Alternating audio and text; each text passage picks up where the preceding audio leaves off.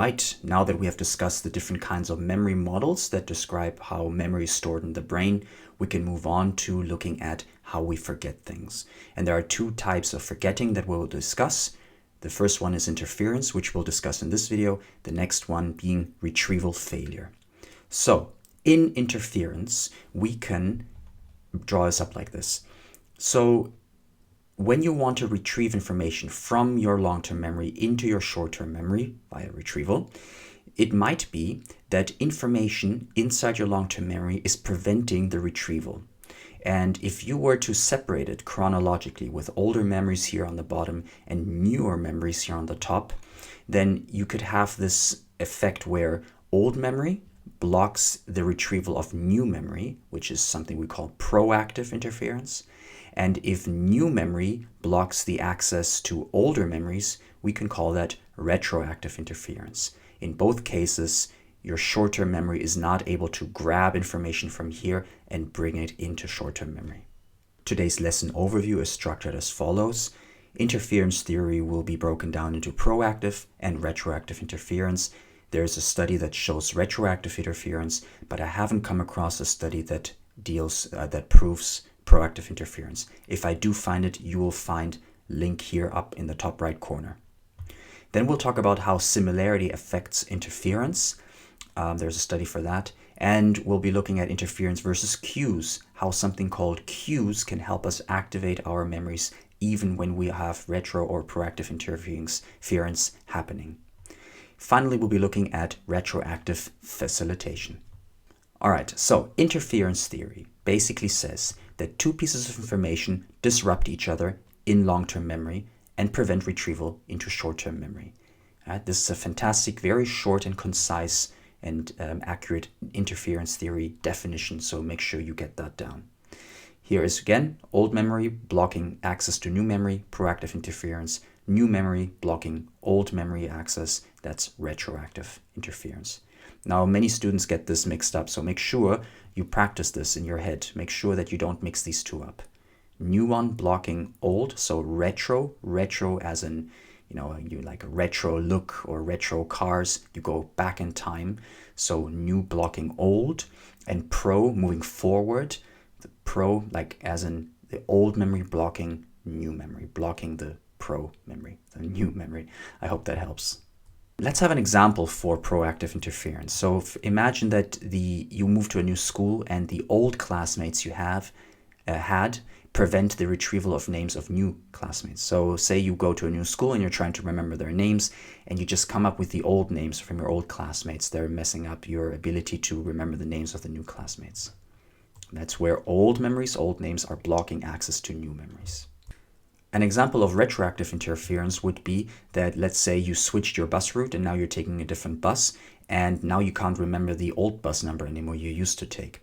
That is an example of retroactive interference because the new bus number is blocking access to the old bus number.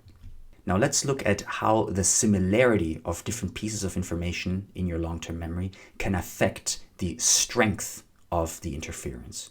So the argument being some pieces of information interfere more with each other than others.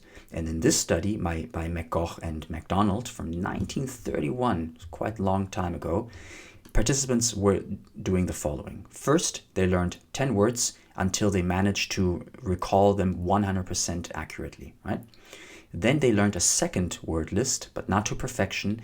And third, they had to recall the original list, okay?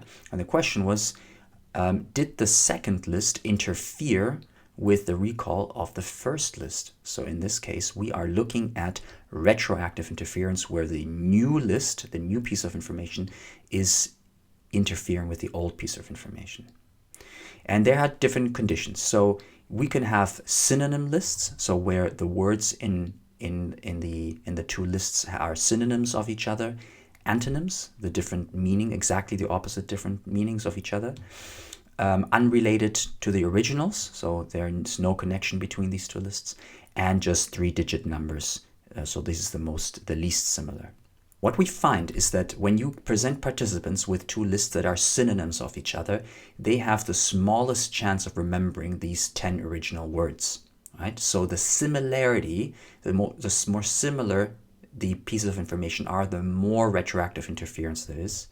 Antonyms, because they're the exact opposite. I suppose it is also very similar because they're the exact opposite, but they still have something to do with each other. Unrelated words, performance was better. Consonant syllables, performance was better. Numbers, performance was better. And none, as in there was no new list. This was the control. So if people don't get a second list, this is their performance. Okay? So this experiment proves that similarity causes more interference. Okay? This is retroactive interference, and the explanation here is to say that new memories override old memories. Right? New memories override old memories, or blocks. Maybe should have been better word. Blocking is better, because later on we'll be learning about cues, and you'll see that actually it's not that the memories are being deleted, it's just you don't have access to them. All right, let's look at another study that shows retroactive interference in action. This is by Badley and Hitch, 1977. And they followed rugby players over a season. And you know how rugby players sometimes play more or less games than others? That's maybe because they're better and they're more often on the field, or they are injured and therefore have to play less games. And so people, or the rugby players, differ in how many games they play. Now the question is, how many player names can they remember? So how many of the names of the rugby players that they played against do they remember? And the result is that when they played more games, the rugby players that played more games had a worse recall proportionally, right? So for example, if you had played 100 players and you remember 50% of their names, versus you only played 50 players, but you remember 40 of them, right? That would be 80% versus 50% in the first group. So proportionally, participants were able to recall more player names the less games they played. And this is because there is more information that can retroactively interfere.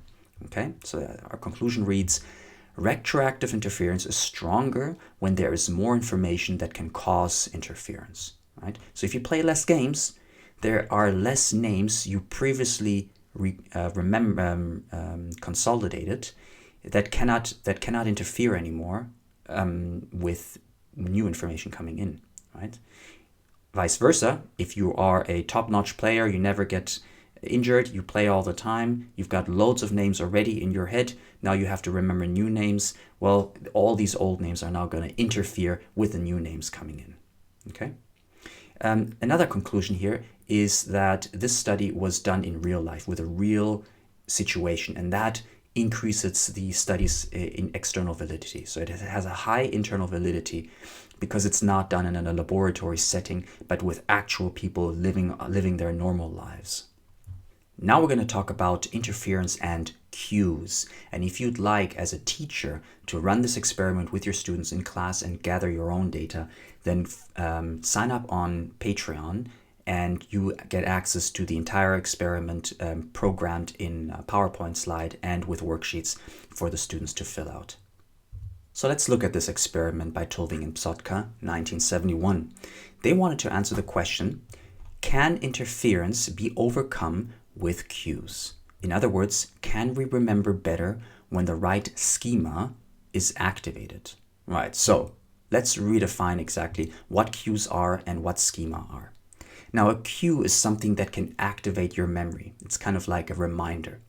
And a schema refers to how memory is organized in your brain. You can think of it like a mind map with connections in between different boxes. So think of your memory as a bunch of boxes connected by lines, and that forms your schema. And when you activate one box, that will activate the connected boxes. So a cue is kind of a trigger that activates your schema, and then the rest of the schema gets activated, and that'll allow you to retrieve the information out of your long-term memory again that was previously interfered by and therefore not accessible to you. Okay, so we're going to look at whether we can reactivate memories that have been interfered with by using cues. So let's look at the procedure. Participants were given a 1 to 5 word list. So you might be walking in and only get 2 word lists or 3 word lists or 5. And each word list contains 24 words. Okay? And the words in each word list belonged to 6 different categories. Okay? And so these categories were not mentioned to the participants. They were hidden.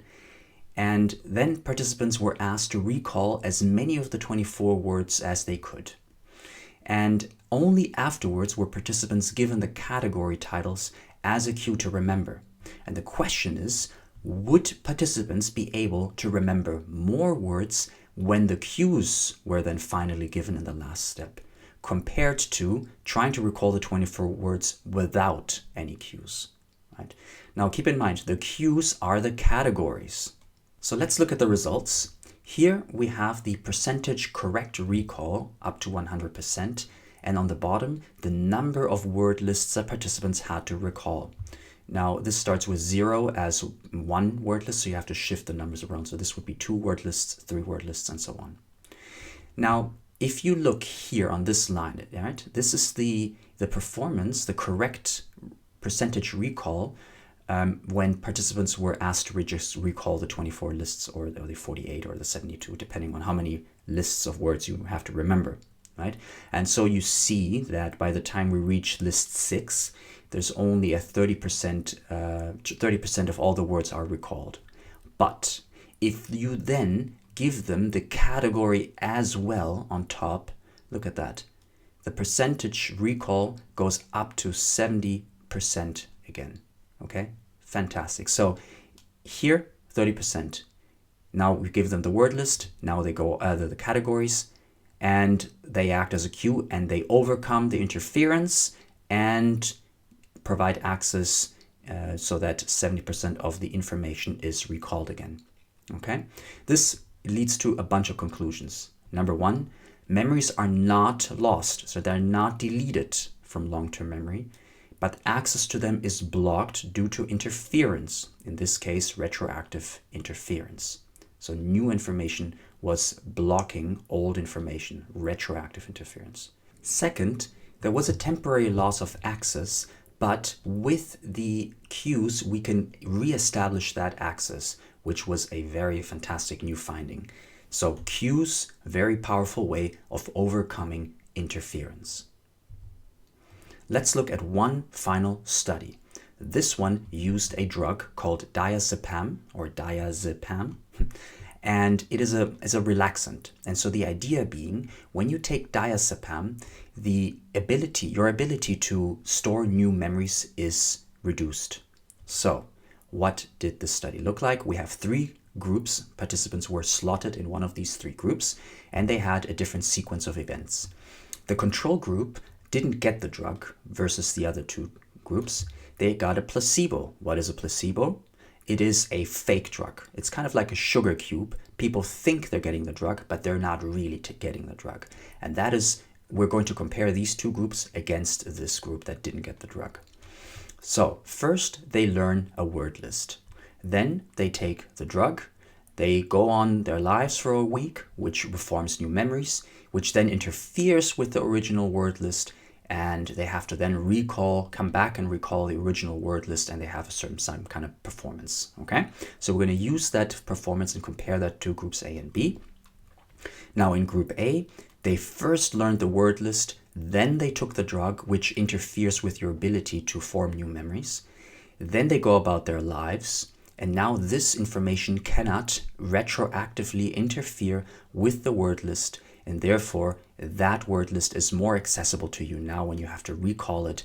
Therefore, you have a better performance than the control group. Let's look at the group B. First, now they take the drug, then they learn the word list. So the word list is not remembered well, just like the week afterwards, all the memories formed in that week, which can now interfere with the word list, and there's a worse recall than the control, because in here they learned the word list under the influence of the drug, which impeded their ability to remember that word list, unlike in this group where there was no drug, so they were able to better remember this word list. So What does this study prove? Well, this researcher right here suggests that the drug prevents new information from reaching memory processing centers of the brain, which means it cannot interfere with the word list. And this is exactly this case right here. First, you learn the word list without the drug, and then the drug blocks all incoming memory formations later on. And so this one isn't interfered with, and that makes it easier for you to recall that list. Leave a like if you liked it, subscribe and hit the bell to get notified when we drop a new video. Download these and many more slides for free, and consider supporting us on Patreon and get access to detailed mind maps and past exam revision content. If you're a teacher, get free access to ZenTeach, an online quizzing tool with ready-to-go multiple choice quizzes and automated feedback. Make sure to use this invite code, which is, like all links, in the video description below.